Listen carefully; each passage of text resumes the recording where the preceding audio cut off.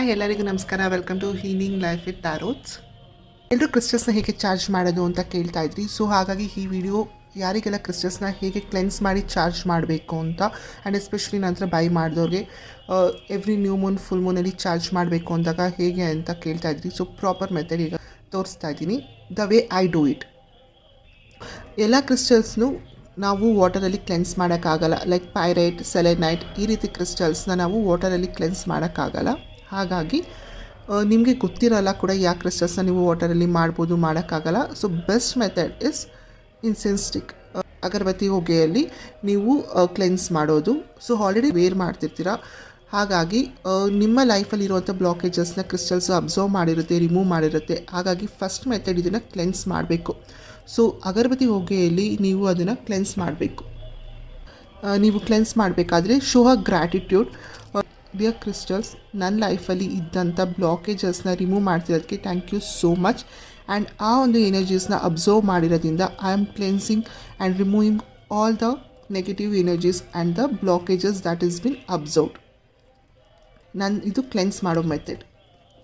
Charge ಮಾಡೋ method, ಇದನ್ನು ನೀವು ಫುಲ್ ಮೂನಲ್ಲಿ ಅಥವಾ ನ್ಯೂ ಮೂನ್ ಅಂದರೆ ಅಮಾವಾಸ್ಯೆ ಅಥವಾ ಹುಣ್ಣಿಮೆಯಲ್ಲಿ ಚಂದ್ರನ ಬೆಳಕಿಗೆ ನೀವು ಕಾಣೋ ಹಂಗೆ ಇದನ್ನು ಇಕ್ಕಬೇಕು. ಸೊ ನಿಮಗೆ ಟೆರೇಸ್ ಇಲ್ಲ, ಟೆರೇಸಲ್ಲಿ ಇಡೋಕ್ಕಾಗಲ್ಲ ಅನ್ನೋ ಒಂದು ಇದ್ದಾಗ ನೀವು ನಿಮ್ಮ ವಿಂಡೋ ಸೈಡಲ್ಲಿ ಇಕ್ಕಿದ್ರೂ ಓಕೆ, ಎಲ್ಲಿ ನಿಮಗೆ ಚಂದ್ರನ ಬೆಳಕು ಬೀಳುತ್ತೆ, ಸೊ ಲೈಟು ಒಳಗಡೆ ಅಬ್ಸರ್ವ್ ಆಗುತ್ತೆ ಅಂತ ಅಲ್ಲಿ ನೀವನ್ನ ಇಡ್ಬೋದು.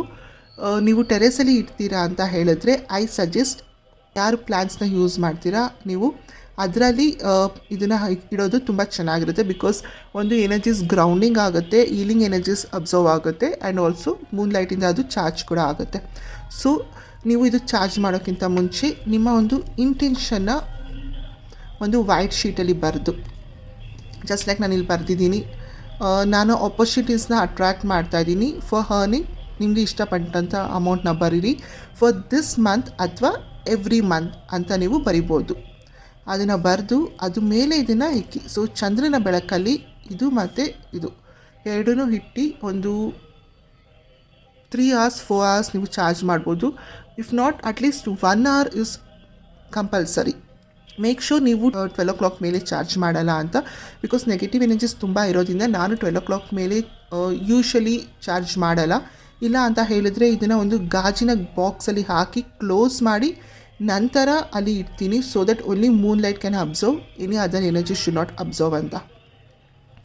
ಈ ರೀತಿ ಚಿಟ್ ಮೇಲೆ ನೀವು ಇದನ್ನು ಇಡೋದ್ರಿಂದ ನಿಮ್ಮ ಕ್ರಿಸ್ಟಲ್ಸ್ ಮೂನ್ ಲೈಟಿಂದ ಚಾರ್ಜ್ ಆಗುತ್ತೆ, ಆ್ಯಂಡ್ ಆಲ್ಸೋ ಈ ಇಂಟೆನ್ಷನ್ ಜೊತೆ ಇದು ಚಾರ್ಜ್ ಆಗುತ್ತೆ.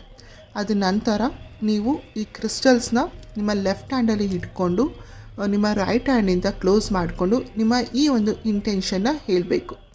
ಇಂಟೆನ್ಷನ್ನ ಹೇಳಿ ಥ್ಯಾಂಕ್ ಯು ಸೋ ಮಚ್ ಅಂತ ಗ್ರ್ಯಾಟಿಟ್ಯೂಡ್ ತೋರಿಸಿ ನಂತರ ಇದನ್ನು ವೇರ್ ಮಾಡಿ.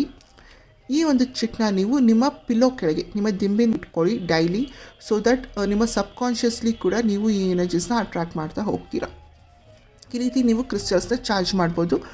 ಡೈಲಿ ಯಾರೆಲ್ಲ ಮಂತ್ರ ಚಾಟ್ ಮಾಡ್ತೀರಾ, ಇನ್ ಕೇಸ್ ನೀವು ಮಂತ್ರ ಚಾಟ್ ಮಾಡೋ ಅಭ್ಯಾಸ ಇದೆ ಅನ್ನೋರು, ಮನಿ ಬ್ರೇಸ್ಲೆಟ್ ಆಗಿದ್ದರೆ ಮನಿ ಮಂತ್ರ ಆಗಿರ್ಬೋದು, ಅಥವಾ ಸ್ಪೆಸಿಫಿಕ್ ರೀಸನ್ಗೆ ಸ್ಪೆಸಿಫಿಕ್ ಆದ ಮಂತ್ರಾಸ್ ಇರುತ್ತೆ, ಆ ಸ್ಪೆಸಿಫಿಕ್ ಮಂತ್ರಾಸ್ನ ನೀವು ಚಾಟ್ ಮಾಡ್ಬೋದು.